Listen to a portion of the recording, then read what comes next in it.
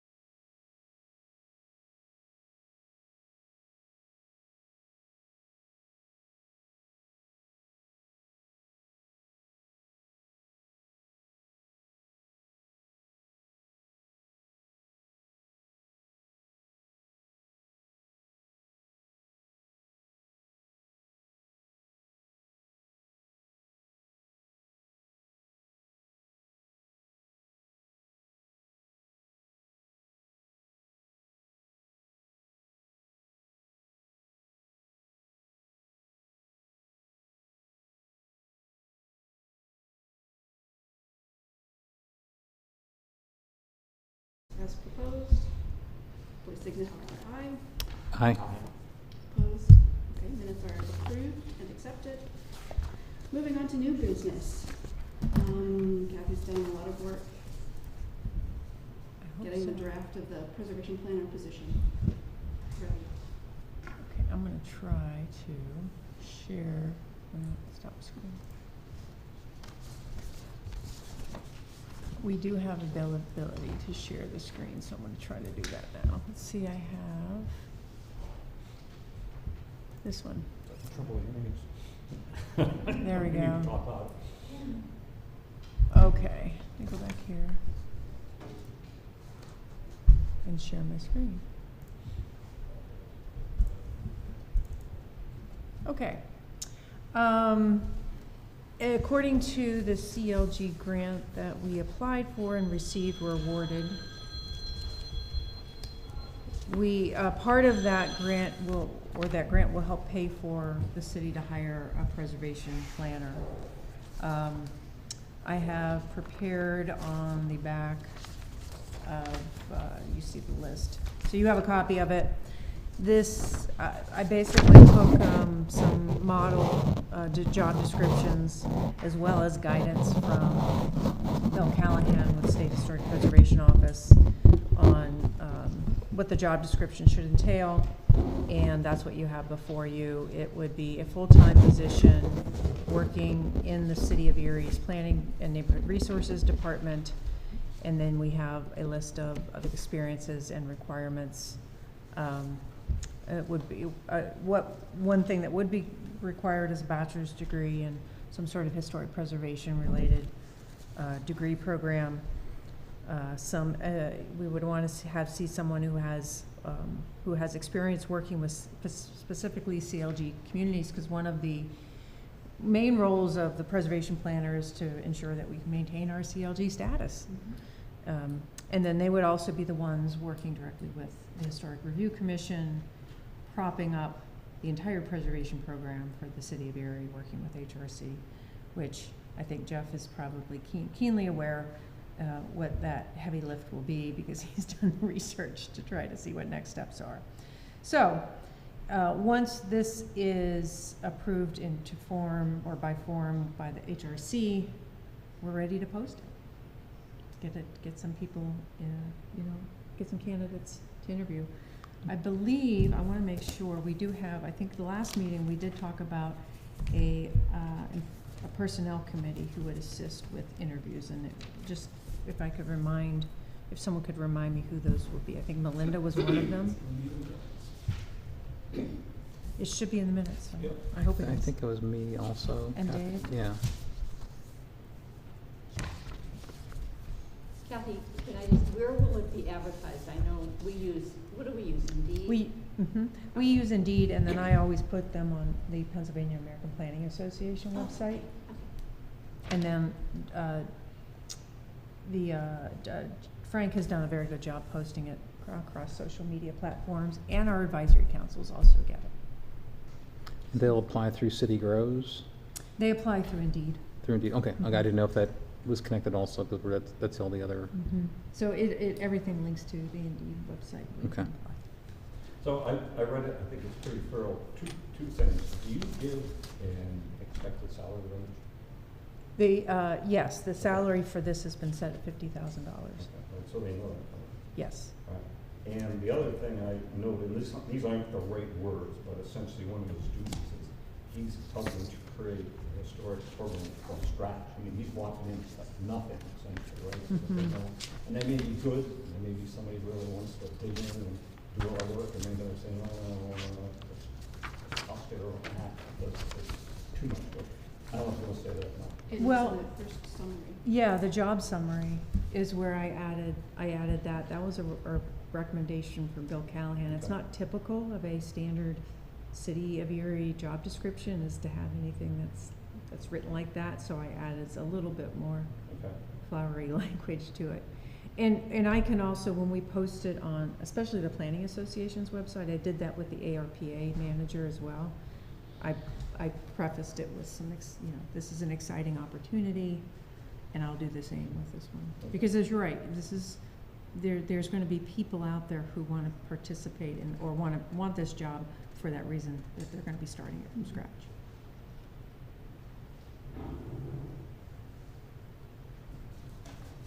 Any other comments? I thought it was specific enough, yet flexible enough to include whatever happens to come down the road.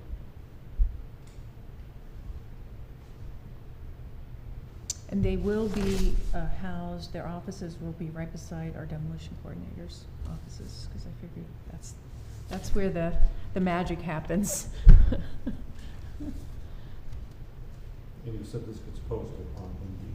Yeah, so I can get it posted next week, or actually I could probably get it posted by the end of the week. Usually I would have them up for about 3 weeks. And so we can, once we hear back, we'll be able to schedule interviews. did you have a goal of when you wanted to see this person on? I know we had an earlier schedule, but of course that's been passed. Yeah, I'm hoping by the end of August. We will have, there is a meeting, an HRC meeting in August. Our next one, we may need to reschedule. You'll have to host it yourself, because I have a conflict that day. So, the end of August, and then they would be working with you by September. We'll just see who applies and then make a decision then about how many we interview or so forth. Mhm. Okay. The committee will. Yeah. Then make a recommendation to the group. Well, the city will hire. It wasn't anticipated that the candidate would be brought forward for the HRC to hire. But if you wanted to see the candidates, or if you wanted to have the entire board involved in that, we could do that. It's not usual. Yeah, yeah. So the personnel committee is gonna review the application, decide who gets interviewed, and then the city would do the hiring. Yes. The personnel, right? Yep.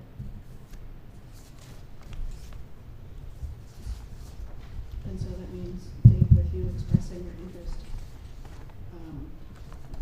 you were not on that original list. So Okay. that means that you would be added. Okay. So, Who's the list now that you're? Is it Um, Mark? Mark, Mark. the personnel committee was selected to help with the process. Myself, Mark, and Mark volunteered to sit on that committee. Okay. So the city personnel department decides who the person is. Actually, I would make the offer alongside the HR.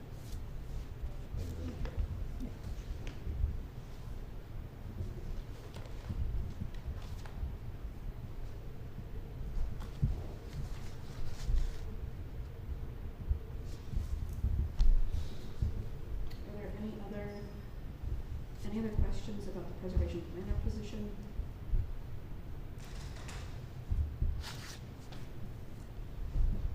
And we can move on to Here comes item Craig. B of new business, which will rely heavily on Jeff since he did the bulk of the research, to really review and summarize Oh, the procedural process that is going to be required. okay. And I think it's exciting that we've got a preservation planner that will be coming on so soon, because I think getting that person on board to assist with this as early as possible is critical. Like, we wouldn't want to get too far down the road without having that person in place.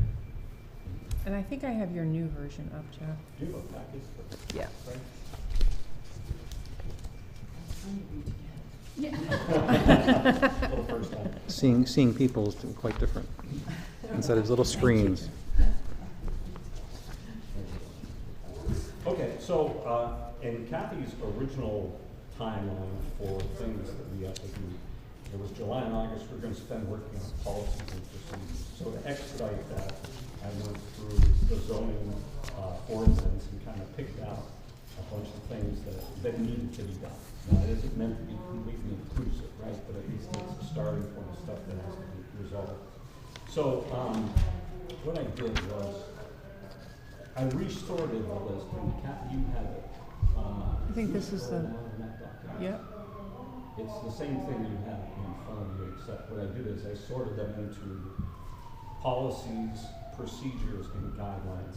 And after reading, I've read the stuff from Boston, I read the stuff from Philadelphia, I read the stuff from Buffalo. So after reading that, kind of getting a sense of it, it really seems like the procedures, the step-by-step stuff, what you're supposed to do is the easy part. It's the policies and it's the guidelines. And I read the thing from, I think it was the Aberdeen neighborhood in Boston. And it's very detailed about what the guidelines are if you're doing any renovation work in that neighborhood. And I'm not sure if you want to get into that kind of detail, but it can be very involved. So, you know, in order of difficulty, I think it's the guidelines are going to be the most difficult. Policy is going to be the next difficult. The procedure things aren't going to be that bad. So what I did was I sorted them, like I said, I don't know if this into is the one. Is this the policy. one? Because you actually have a flow chart there. Yes, if you Okay. scroll down in the document, you're going to see it's. Is this the right one, or did I pull the old one up? Let me see. Is that the only page? Yeah. Let me see if there's another one. No, If that was it. Okay. Just Uh, you can keep walking through it. All right, so what we'll have to do is we can cross-reference it. So under the policy stuff, number one on your sheet, which is define a chain of command for designated the historic district and the certificate of acceptance. Appropriateness. Appropriateness, Yep. yes. These may be two separate lines of authority. Designated historic district appears to be different than a certificate of appropriateness for Mhm. alterations and construction. A historic district is an alteration to the zoning map, must be done by city council after HRC and planning commission Mhm. review. And that comes out of that section of the zoning code for that site right there. So the approving a historic district seems to be pretty well spelled out in there. But the line of authority or how it works with the certificate of appropriateness isn't quite as spelled out. So that's something that needs to be resolved. So just to kind of talk through the process is that the HRC at this point doesn't have much authority or any really authority at this point. It's at the time that the historic district overlay is applied to the map. So you create a locally designated historic district, or you locally designate an historic building site. It doesn't have to just be a larger, collection of properties as a district, but it could be an individual property. That process is essentially a rezoning of the property, and it overlays this historic preservation overlay on top of it. Jason, here's where, that's another reason why planning commission is at the table, because all of those flow through the planning commission for recommendation and then city council for approval as a rezoning would normally. Once that's applied, then that's where the policies and the guidelines kick in. What's the HRC gonna wanna see when it comes to the renovations, retrofits, updates to those properties in the district or where that zoning is applied. That's where the certificate of appropriateness kicks in, because people will have to come in who have those buildings and apply for a COA for the projects in which you say require a COA. So when the commission reviews the COA and we agree to it, where does it go from there? What's your understanding? It would go to city council for final approval. So city council has the final approval. Does it go back through planning? It does. City council? It goes to city council. Okay, so once the commission reviews it, accepts it, then it goes to city council and they approve the certificate of appropriateness. That's correct. Okay. Or they could deny it, that you are recommending a body for them at that point. Right. But in the zoning code, it says if we don't like it, we can make recommendations to the people, to the developer and say, hey, we want you to do this, and they have the right to go back and think about it and come back again. So it isn't like, once we say no, it can stop. There are ways that they could make changes to their plan and to their construction. That's correct. Essentially resubmit. Yep. Yes. Now Buffalo they have a certificate of appropriateness, a certificate of no effect, and a certificate of acceptance. No, certificate, there's three different: appropriateness, exception, and no effect. But we only have the certificate of appropriateness, correct? As it stands now, so once you get into it, we didn't spend a lot of time defining that, because we knew that once the HRC was in place, that you would have, that's when you would wanna look at those and fine tune those. So if somebody wants to take on that first line item, the policy thing, those are the kind of things that start to be discussed, right? And what I've done is I just go online and look at all this stuff and try and kind of collect everything so that I have, here's 3 different cities, here's 3 different ways to do it. And I would try and write what I think is a policy that we could all agree to, but with those 3 to back it up. So here's what they're basically done. So one of your first tasks, after this preservation planner is hired, is really to establish that first district. And in order to do that, there needs to be clear understanding of what you're anticipating, what you want to see in that district, what the process will be. We have that somewhat outlined. And because people who have properties in that district will want to know what's going to be required of me, what does the process look like if I want to pull permits. So you'll want to have all those things in place. That's why I think your very first, I don't know why we're getting feedback now. But, because they're playing there. I think it's her. But anyway, that's why I think your first task is establishing where you think a district is most appropriate.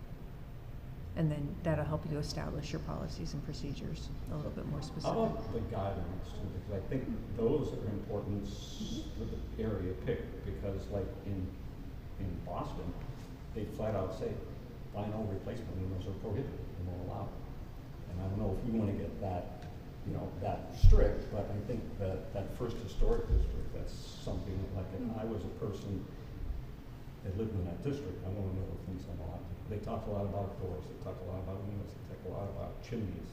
I just had my chimney repointed in full disclosure, right?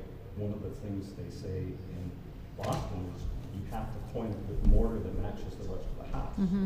I didn't. But the guy who came and did it says, hey, how about if I take your chimney and I wrap it with black rubber roofing membrane? You'll never have to touch it again. And that's something, repointing your chimney is not something you need a building permit for, but people do it. But if you're in a historic district, it really means if we decide that's the deal, that they're going to have restrictions on that. Yes. So those guidelines are really rather involved. They are. And I think it will be easier to define those when you have something to react to. So if you have something in mind that you want to look at, as your first established district, and let's say that's Lower State Street, then you'll be able to look at the buildings and say what would be appropriate, what would you want to see, what wouldn't you want to see.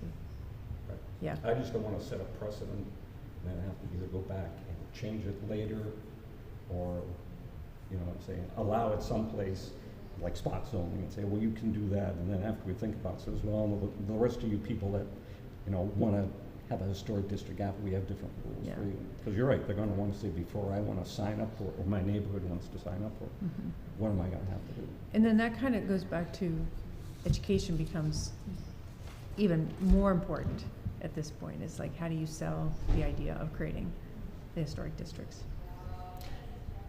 So when you say that one of the first things we should do is select the area that we can go and try and create a historic district in, and you mentioned downtown. The Lower State Street has been discussed, batted around for a very long time. And we can share, I'll be happy to, at the next meeting, if you want to see the outline, we have some of those, the documents that have been prepared. But that's really where you start, and then the education becomes a big piece of it. We did talk about, well, that'll be the next agenda item, is the ENGP meeting with the neighborhood groups. Okay. All right. So I'm just thinking about that area of Lower State Street, right? If we say that is going to be our target district, we will write the guidelines just for that area, Yeah. with the intentions that we may use them other places, or we're going to write specific things for each area. If we're talking about Lower State Street, we're talking about primarily commercial. Right.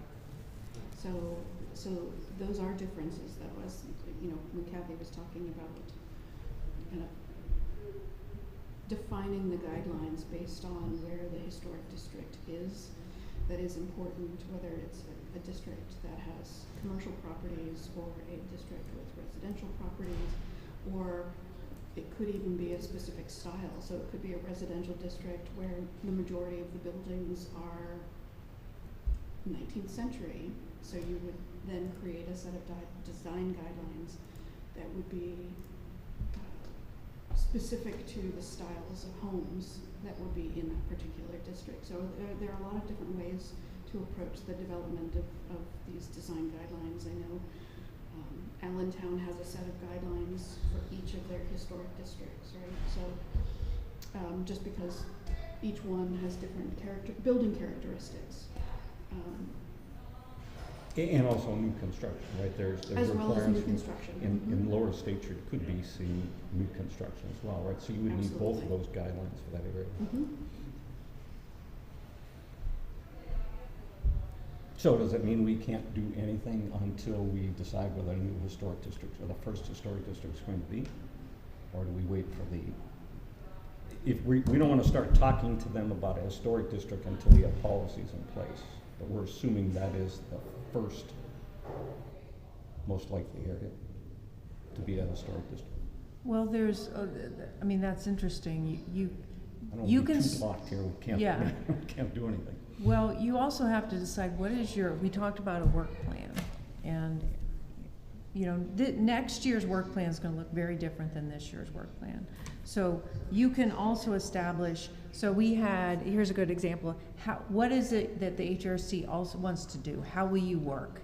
When you have outside requests, like we had, it was something that came up recently, Melinda, a couple months ago, and Kathy Schaaf had mentioned, oh, we have an HRC now. It doesn't, you know, how are you gonna react to outside requests for help, assistance? There's an old building that's scheduled for demolition. So those are policies and procedures that it would be important for you to have an understanding of how's the HRC going to respond to those kinds of requests. Will you have a say in it, or will you? If it's not in the historic district, we would not, correct? Those are actually, those are things you have to I'm just considering the define. HRC kind of a go-to for preservation questions and issues. We may not be making decisions, but at least we could possibly respond. Right, and that's one of the things in the zoning code, is that we're supposed to act as a resource for historic preservation. But for someone who decides they want to knock down a building tomorrow, and gets a demolition permit from, or tries to get a demolition permit from the city, they would have to, somehow we have to be hooked into that process in order to get involved. Or they would have to hook us in. Right? Even though Well, there's there's no historic- rules in place, they don't have to, it really just, they'll go with the rules are in place currently, and right now, if they go with the process, apply for demolition permit, it happens, but we have no say in it currently. We've talked about, some possible, regulations in the past, but nothing's in the books. And we, the commission, have no say because it's not in a historic district. That's correct. Correct. Yeah. Yep. So right now, the whole city there is no historic district. So Mhm. right now, we have no say in that, although we could act as a resource Mhm. or as an advocate to go to for the demolition permit. And so, yes. So those are just things that you need to have a level of understanding of what is gonna be your role in things outside historic district, the historic Right. overlay. Right. And that'll probably come up as things come up. Right, there's more non-historic district than there is historic district, so. And honestly, I think a lot of your work right now is going to be beating the bushes and saying, historic preservation is important, the historic overlay district is a good thing that we need to promote, and get out there and start promoting it as a way to help preserve. But it's But- also, we've got the but- neighborhood toolkit, But there's a lot of you would need things. the guidelines before we go out and start saying to the people Yeah. on West Sixth Street, hey, we want you to make a historic district. Well, they say, what does that entail? We gotta have an answer to say, here's the things that, Here's typically some of the elements involved in Right. an overlay district, right, but we don't have them set in stone yet, because we haven't even, applied for that, or. Yeah. right. That process would be done alongside the residents. Right, and that's what I Who would ask see for is it. in this list is what the guidelines are. Establish appropriate standards and guidelines for the So you want proposed basically historic a district. framework of here's what the answer, here's what we need to have answered as we go through the process. And that'll be the only thing you'll be able to tell people potentially in potential districts, is here's the process, the benefits and the process once they're in. And also, we want the public input, we're not just gonna go somewhere Yeah. to, here's your rules. Nope. We're gonna say, here's kind of some generally what's in a overlay district. We wanna discuss and get your input about what you think about, Yeah, there's a lot. Typically. Yes, there's I know in the past, the task force got chastised for not doing lots of public meetings and public engagement, and the reason that wasn't necessary is because we knew that it would happen when there were actually districts being created, because you actually have to have a public meeting at the location where the district is being created, or the building that's being designated. Yeah, So- in reading through the zoning code, there are a lot of public meetings, and I get it, that's good for their chance to weigh in on. Mhm. So what are we saying? What can we work on as far as policy and procedures go right now? Do you have a recommendation? I just think, frankly, I think that right now,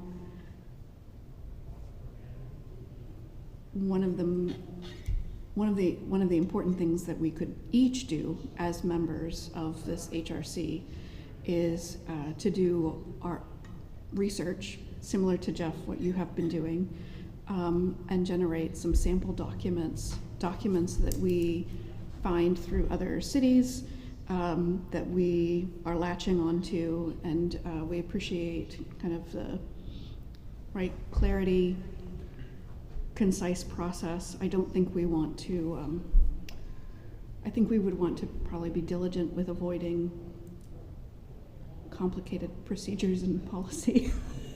Right, we don't want to reinvent the wheel. Somebody's already done it. We can find something we like. We can- And create something complicated for residents. Right, Yeah. we're not Boston, we're not Philadelphia, it's not that intense. The overlay, is it pretty simple? Right now, it's very basic. That we Okay. basically said, 'Cause here's that's the what meetings. rules, right? We Is the- don't even have an application Oh, okay. yet, because those are forms that would need to be, so we can certainly come up with like, what's the process? Mhm. More specifically, what's the process by which people can apply for the district?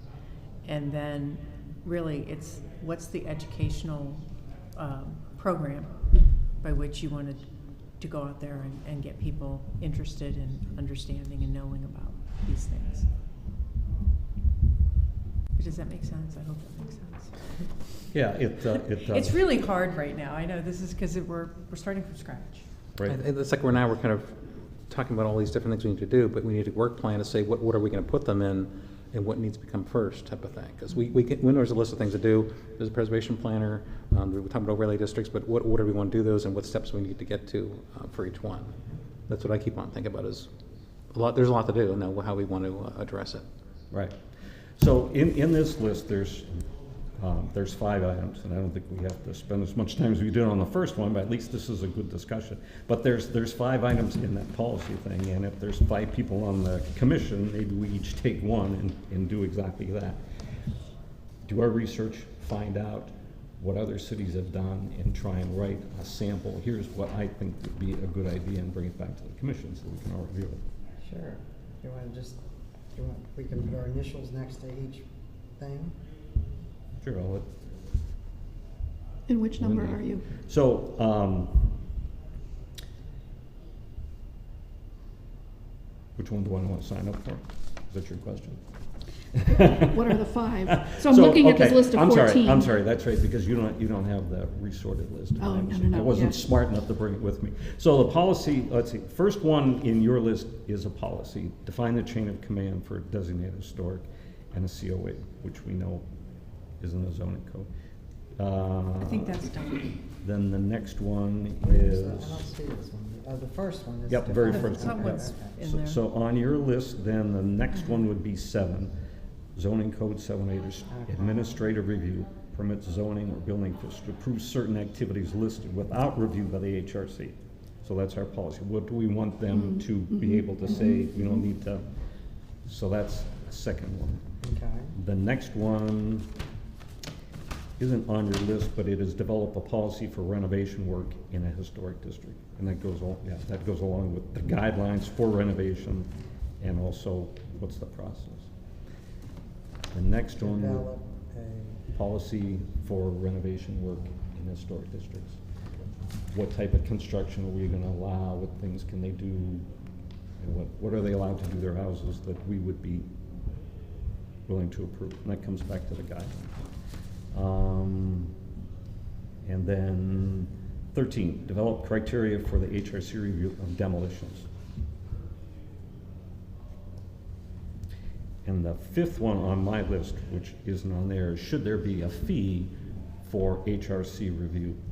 And not that we're trying to make money off of this, right? But I think there ought to be something to start off with, a token fee, because if we try and introduce it later, or at least from the beginning, we're saying if you want to apply, it's a $20 fee to do So that. the fees are typically commensurate with the cost to the city. So the cost to the city would be in terms of hosting meetings, staff time to take in the application, process the application, get it before the HRC. So pretty much the preservation planner's time. Okay. and And then any time associated with public meetings that are required. Okay. So we would, that's how we would establish the fee. Okay, because Buffalo has a fee of $500 to, Mhm. if you want to get your building designated as a historic. It would most likely follow a rezoning fee. Okay. But Associated, but with, it may have to consider that a little, because I think there'll be additional meetings that would be required. But the concept of a fee is something we would want to charge Mhm. a fee. Because The you want to amount make it comes in. sustainable. Basically the preservation planner's charge is to make sure that their job is relevant and needed in perpetuity. So you would want to make sure that they're covered as far as that their time is compensated, is the city's compensated for their time in some form or fashion. Okay, Does that make sense? all right. So those are 5 things that, to me, sound like policies. What is our course of action there? And the rest of them are basically procedures, step by step. If you wanna apply for a storage, here you go to the planning office, you submit a form, here's the form goes all through all that stuff. So that's the element, and maybe that's enough for today's meeting to talk about those. But I think the guidelines and the education stuff is, so are we gonna assign these to people to look at? I'll let the boss do that. Okay, well, what would you like to sign up for? Well, I'll take any of them. Here, the second one's zoning code 708. Administrative review, I'll be happy to delve into that. Okay. Okay.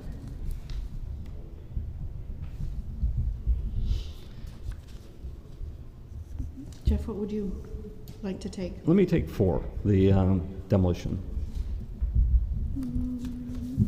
Oh, got it, okay. Yeah. Dave? 13, I was looking at 13. Which is the number 4 that I think Jeff just took. Oh, did he? Yeah, Okay. That was demolition, yes. And then we have what process for renovation within districts and then fee for HRC review, were those the Yeah. fee One structures? is chain of command, the very first the one on chain your of list. Yeah, command. chain of command. Who's doing that? Nobody yet. I'll take whatever's left. I could look at the chain of command. Okay. Okay.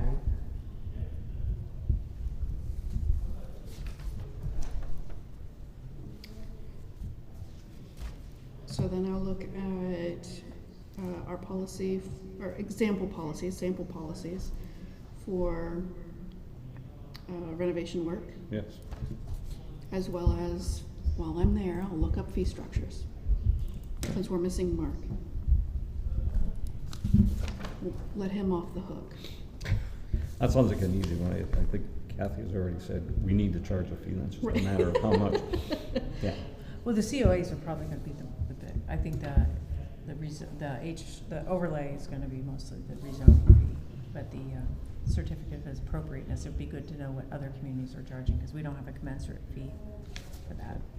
All right, if you want, I can just run through some of the procedure things. It's up to you if you want to go through them or move on. No, if you have more you'd like to highlight, I feel like we're at a disadvantage. Because we don't have the same. Yeah. Right, Yes. right. Well, we I- can put that on the next agenda, and we'll share the Yeah, revised. it's everything that's in there, it's just the way that they're sorted, which is different. Okay. Yeah. The application, I know that sounds, mundane, but maybe that's, what does the application look like? We do need application forms. Mhm. And then that would, and then, what sort of material goes along with the application to designate the overlay district? Because we don't really have any more, and I would call that marketing material. Like I think the best position for the HRC to be in is to be proactive and explain and put in some sort of format why this designation is important. And the city doesn't typically have like these support. It doesn't really do that. It's usually very bureaucratic. You want to do this, here's what you do. You want to do this, here's your application. So I think you need to be proactive and say, here's the great thing that the overlay district can do for you, and then the application is just, but I think it's that piece that's most important. It's like, why is this necessary? Why would someone even consider doing it? And start putting material. So examples of how cities have done that well would be very helpful. The initial getting the public to understand why. Yeah, that's gonna be the bulk of your time, is to get people excited about this preservation program. And that was also in the job description for the preservation plan. But if you can go out and find models of, hey, this is how communities that are doing it right have put something together. And Kathy, I was going to suggest one of the ways communities always do things right is if it's really easy to find that information on the website. So I, looked up the Aberdeen Historic District in Massachusetts, and very specific guidelines there, but very easy to navigate also. Yeah. So I don't know if the rest of the Historic Commission knows. I mean, because we are working on, didn't we just fill out some kind of survey for what we would like to see on the website for Frank? I think he, so this will be integrated, I think, into an overarching plan too for the city. How do you make things as easy to navigate as possible from the get-go, from the city website too, so. And I think it's as you would say, Kathy, kind of a mindset of how you approach it, it's. You want it to be positive. Yeah, Mm-hmm. yeah. Mhm. And Most of our internal, we've seen most of them, and nothing really screams out, this is exciting stuff. Well, there is a ton of research already available to us. I know we've talked before as a task force about the work of Donovan Ripkema, who is known as the preservation economist.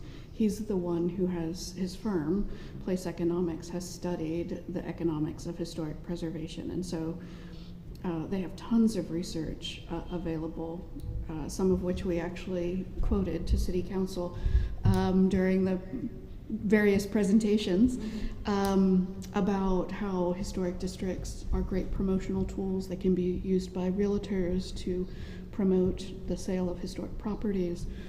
They can be used over time. They've found an increase in property values for historic districts.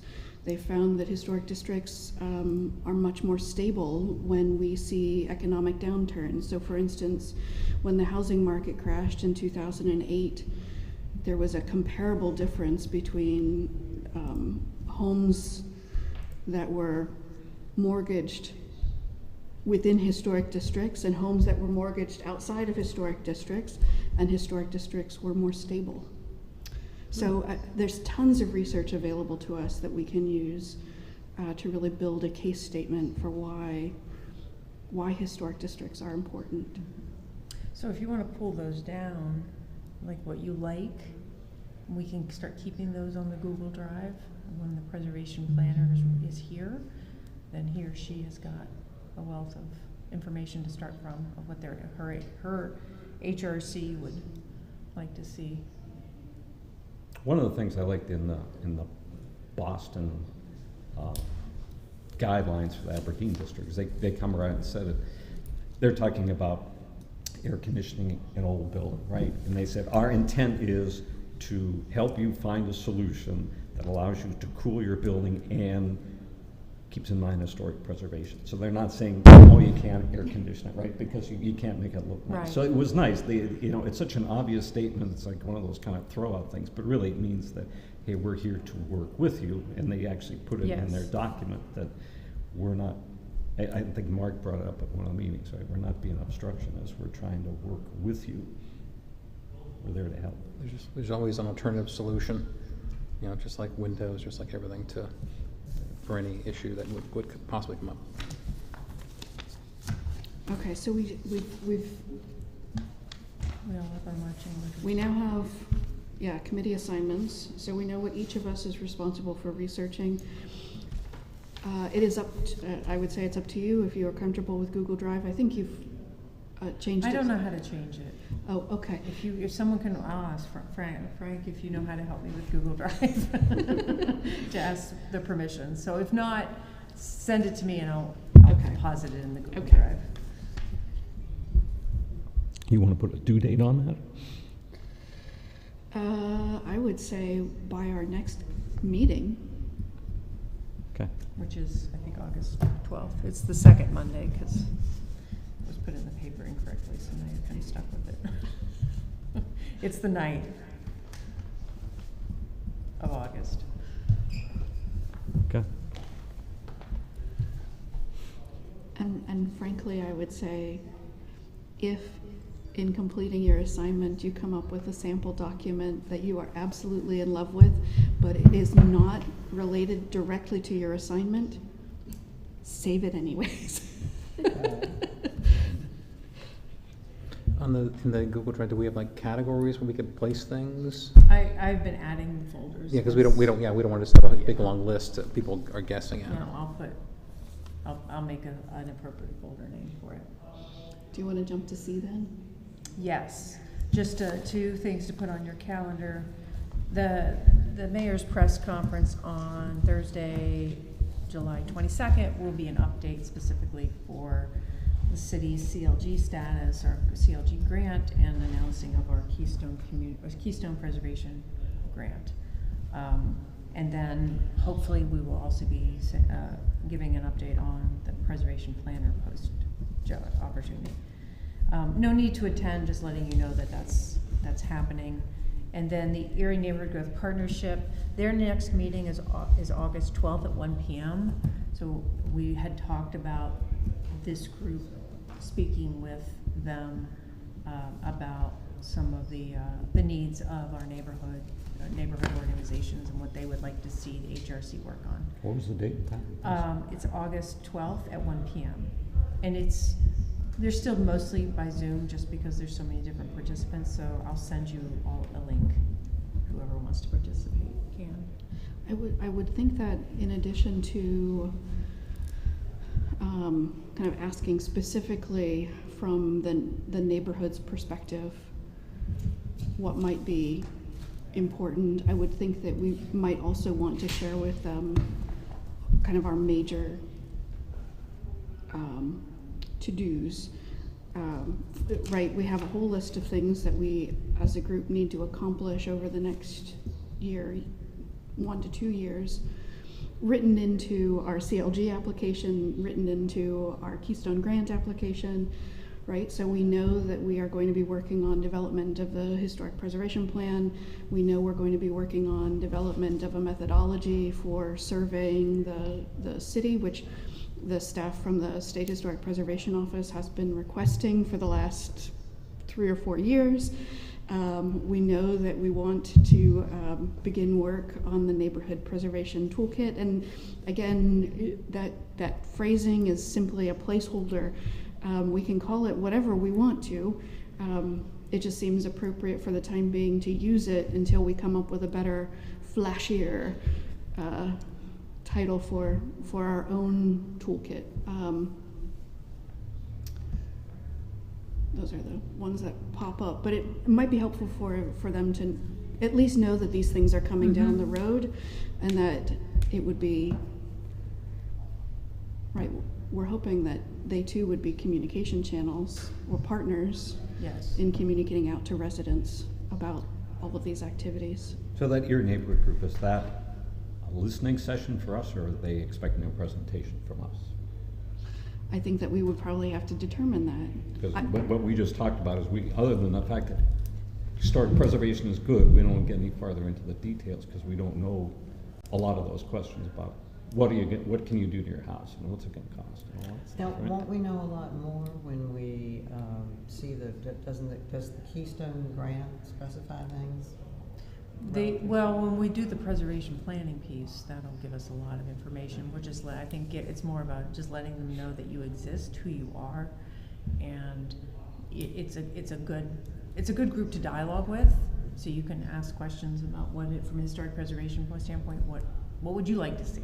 And I know that a few of them would like to share that with you. So, Kathy, would it be appropriate that we spend, again, maybe just simply the first 5 minutes providing a quick overview of where we're at as a commission, let them know kind of those upcoming larger goals or projects, and then kind of open then a dialogue with the question about what do you need from the HRC, from the city with regards to historic preservation. Awesome. I think that would be great. I think they're also going to be talking about ARP funding and things like that. So ARP is the American Rescue Plan Act funding. So we had a meeting with them last week, so they'll want to ask. They may have some more questions about it. Why don't we give $1 million to the first people that decide that they want to be a historic district like they are? Well, those are like running a Those lottery. those aren't the regulations. Yeah, I was going to say, the feds were generous, but they weren't that generous. Okay. Are there any other items that the group would like to discuss? If not, then we'll entertain a motion to adjourn. I'll make a motion. Do we have a second? Second. All in favor of adjourning, please signify with aye. Aye. Opposed? All right, meeting adjourned at 4:57. Well done. Early. folks.